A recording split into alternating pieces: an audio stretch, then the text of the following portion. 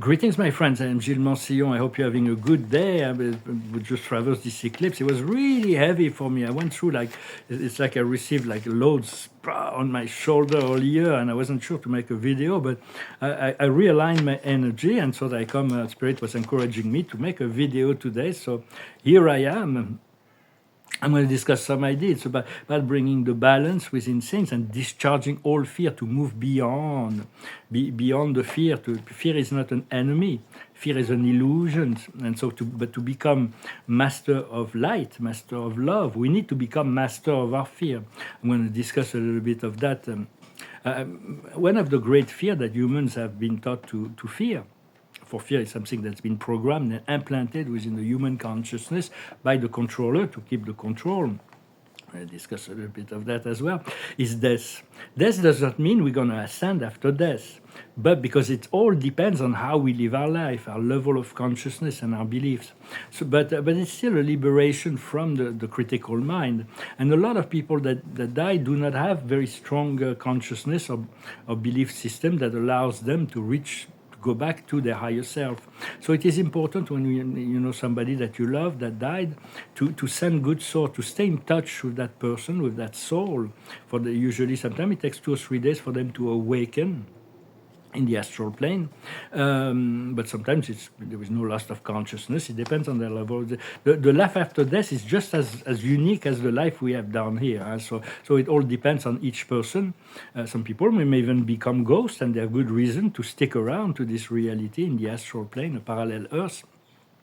But a lot of people are not able to reconnect to their higher self. So it is good to ask an angel to send them love and light, to assist them in reconnecting to their higher self. So if you love somebody and you care for them, you want them to be reconnected to their higher self. And so I've done a lot of that work. It's a private work. I don't talk about it, but I've assisted. It's good to assist the people who deceased. Is one of the functions once you understand how it works in this process, and so continue to send love and light to all our dearly departed.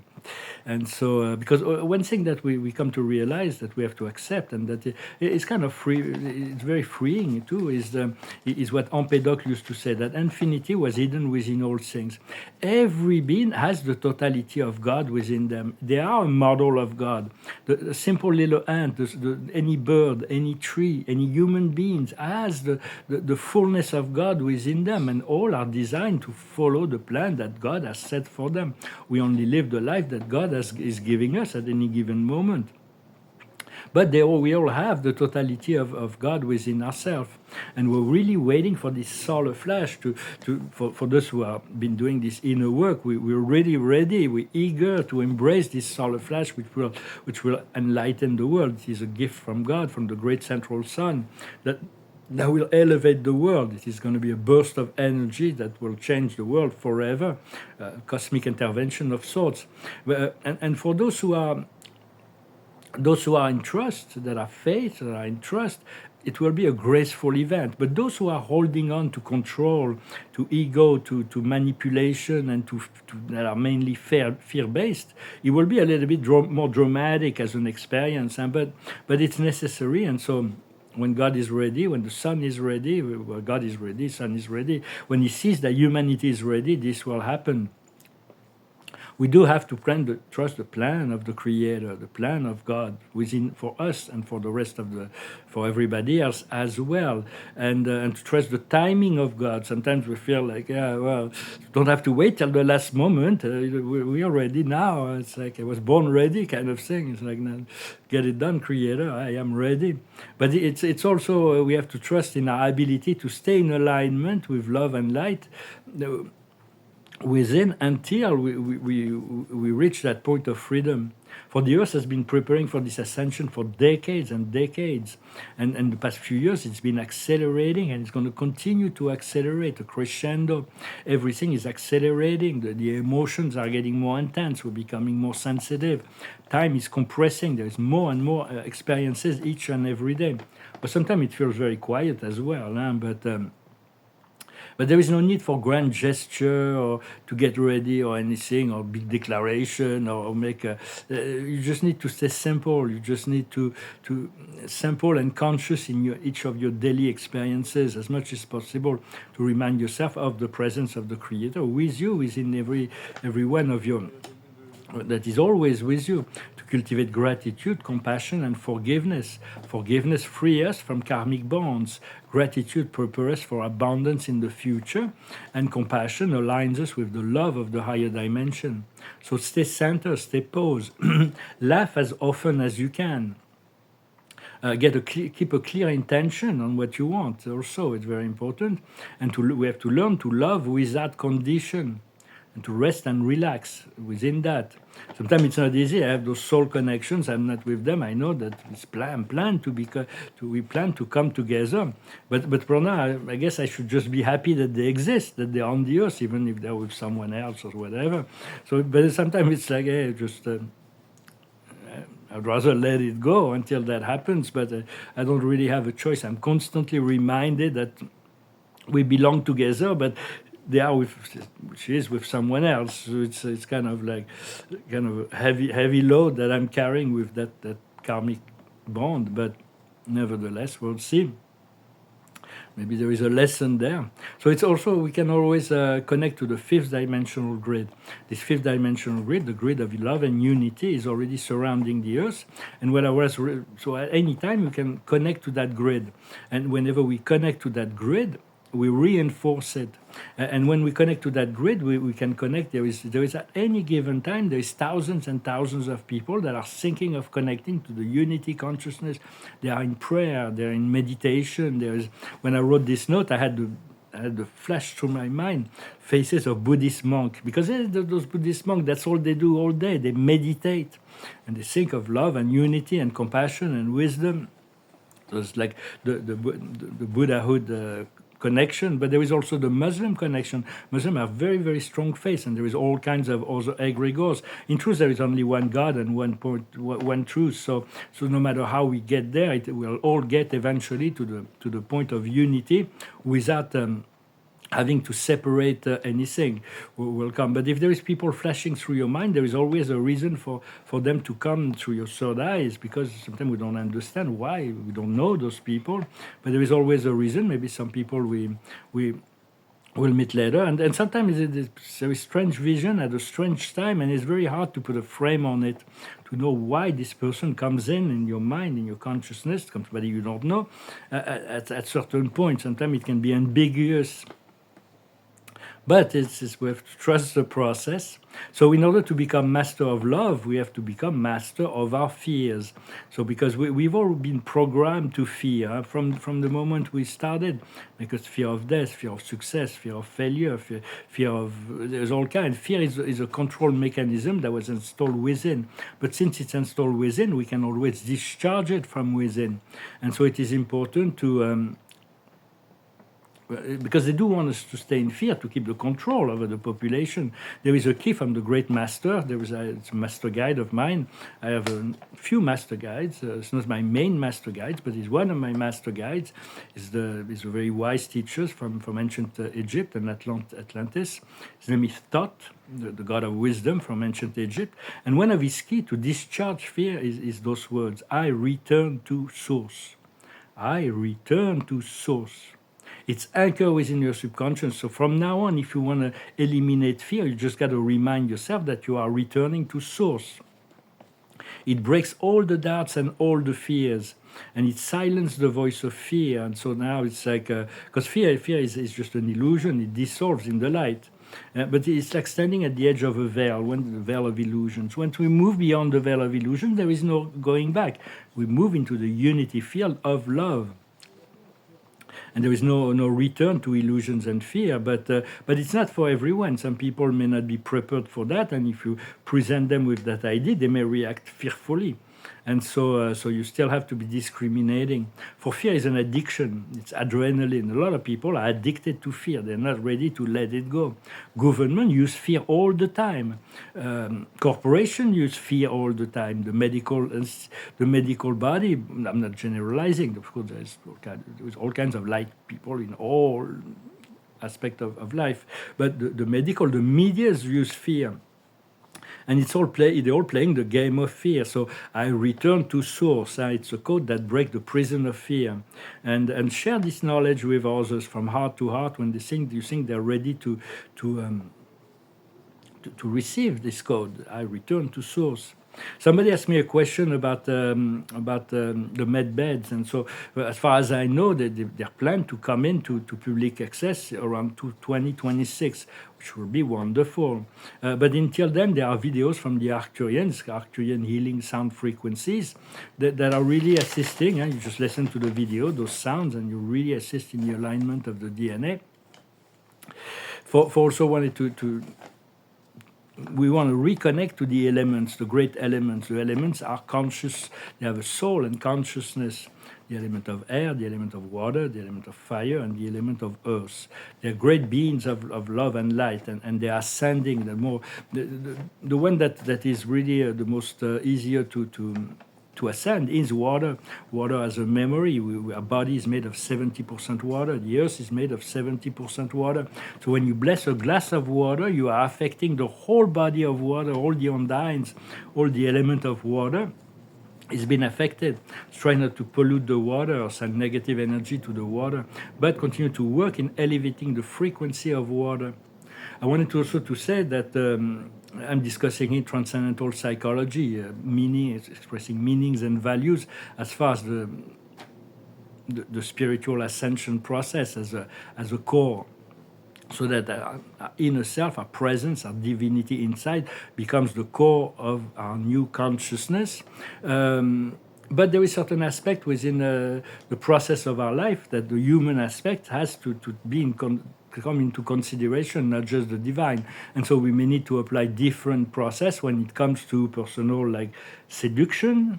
You don't want to talk about religion if you're trying to seduce someone, or sales. You don't want to talk about Jesus if you're trying to sell hot dogs, or just like in this movie, The Big Kahuna, I was like talking about that, or politics. We just want to federate the consciousness around the highest good, but you don't want to bring any sorts of spiritual belief, because some people may, you have to find ways to adapt whatever, anything that, while remaining true and authentic in relationship to yourself, while adapting your level of communication to the people that you are addressing. So it's about creating emotional connection for the most part, whether it is personal, sentimental, business, sales. It's all about cold mental approach is not really not very attractive. It's more to feel an emotion when you connect to whether it is professional or of course sentimental. Because we're moving from a surface reality to a more deeper sense of perception. So it's like, to take an example, when you look at the world of luxury goods, well, it's a world I'm getting interested in. We're going to be selling quiet luxury, and we'll try to produce really high quality at a price that is luxury, but relative to the quality of the product we're offering. But right now, it's only 10% of the product. The value of the product is only 10% of the price sale in basically all luxury brands. It's like if you pay a perfume or a handbag $1,000, it costs them. It costs them $100 to make. Everything else is the marketing. It's the beautiful boutique. It's all of the packaging. It's like selling a painting. If I put a frame that's 90% more expensive than the painting itself, it's still a deception to me. It's a bit of an illusion. But I think people will just eventually awaken, and we're gonna be able to find the balance within that, and so it's the same thing when there are certain companies that are proposing that are making advertisement campaign. I don't really care much for audiovisual internet videos, publicity. I think it's a great deal of pollution. They're trying to really put in your mind with a lot of compounding, a lot of like push. If you're asleep, if you're not conscious, people are going to send you images, say buy this. Even if you don't want it, you're going to end up buying it. And they're using a lot of negative and violent energy because fear again, because science proved that negative and fearful negative energy goes faster into the brain and stick to the brain a lot faster than light and love energy that goes into one ear and fills into another one if it doesn't anchor in the heart. But since people are not living in their heart, they're living in their heads, it kind of works for now. But for me, it's like there were some companies that I really liked, I wanted to use, but then I'm being bombarded every time I go on the internet by their publicity, and they're so violent, they're so aggressive, they're so... I just have to avoid them from now on, because when you're conscious, you'll choose the product you need. You're not going to be influenced by advertising. Yet if you do have to make advertising campaign, you have to find a middle ground and try to find a new way to entice your clientele to seek out your product without using fear, violence, and brutality. And that's because the advertising company, they don't really care. They just want to satisfy their client, and sometimes they have to go. They're using some means that are not very for the highest good. They're just for the highest good of their product, of their client, and their sales. Even because eventually, I do think that we can do away completely with advertising. When we need something, we'll find a way to find what we need. Word to mouth is a good advertising. If somebody's happy about a product, he will talk about it. But that also, like, as the major brands, they can invest billions and billions and billions in advertising when the smaller creators or whatever, they can't compete with that. And so, but when I start my company, and if we have a luxury brand that we're opening, we'll try to do quiet luxury. We'll try to produce really high product, but in a subtle way, just feel good. It's all about quality and feeling good, much more than just appearing rich to other people. And a lot of people are shifting to that from label, branding, and all that, because they just want to feel good wearing or using whatever product, but they don't need to advertise for it. For many years, when I used to go to a store and I see like there was a logo on the clothes, I was always asking, how much do they pay me to advertise for them? It's like I'm not gonna buy that. It's an advertisement campaign. It's a billboard. I'm like, some people are like, well, a billboard, like the name of the brand is like, well, it's like, are they gonna follow me with a satellite to see how many hours I wear that during the day to pay me? And so, just a joke. They didn't really get it really, but it was a bit too early for that. But anyway, in any event, so we want to discharge the fear. Just enjoy, play, just be light.